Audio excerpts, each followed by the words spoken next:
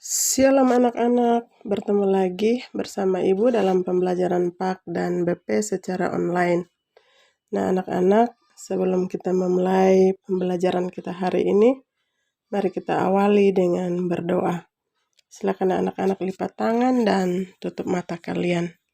Mari kita berdoa. Tuhan Yesus, terima kasih hari ini kami mau belajar. Tuhan berikan kami akal budi, kepintaran sehingga kami bisa belajar. Terima kasih Tuhan Yesus. Amin. Nah anak-anak, materi pokok hari ini, aku ikut menjaga ciptaan Tuhan dengan bahan Alkitab dalam Yesaya 30 ayat 23. Tujuan pembelajaran kita hari ini adalah siswa dapat menanam dan memelihara tanaman. Yang kedua, siswa dapat menceritakan bahwa Allah yang memberi pertumbuhan pada tanaman. Dan yang ketiga, siswa mengamati proses pertumbuhan pada tanaman. Yang keempat, siswa dapat menunjukkan contoh tindakan sederhana menjaga kebersihan dan kerapian di lingkungan. Nah, anak-anak, ungkapan syukur atas ciptaan Tuhan bisa diwujudkan dengan cara menjaga kebersihan lingkungan, baik di lingkungan keluarga, sekolah, maupun di lingkungan masyarakat.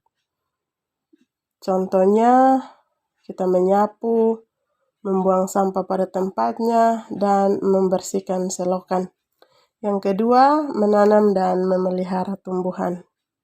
Nah, anak-anak, kita harus bisa menanam dan merawat tanaman agar tumbuhan subur dan menghasilkan manfaat. Cara kita menanam dan memelihara tanaman yaitu yang pertama, menyiram tanaman pagi dan sore hari. Yang kedua, memberikan sinar matahari yang secukupnya. Yang ketiga, memberi pupuk pada tanaman agar tanaman tumbuh subur. Dan yang keempat, menjaga kebersihan di sekeliling tanaman. Nah, anak-anak, manusia berkewajiban menanam. Tapi Tuhanlah yang memberikan pertumbuhan pada tanaman yang kita tanam. Nah, anak-anak, dalam kitab Yesaya 30 ayat 23 berbunyi, "Lalu Tuhan akan memberi hujan bagi benih yang baru kamu taburkan di ladangmu, dan dari hasil tanah itu kamu akan makan roti yang lezat dan berlimpah-limpah. Pada waktu itu ternakmu akan makan rumput di padang rumput yang luas." Nah, Tuhan memberi hujan untuk membuat tanaman tumbuh subur. Nah, rumput liar yang tumbuh di sekitar harus dicabut agar tanaman tidak terganggu. Dan jika lahan untuk menanam tumbuhan terbatas, anak-anak, kita bisa menanam dalam pot. Kita bisa menggunakan kaleng bekas atau botol bekas air mineral untuk dijadikan pot. Nah, anak-anak, kita juga bisa menanam bunga, tomat, cabai, terong, bayam, kangkung, sawi, dan lain-lain.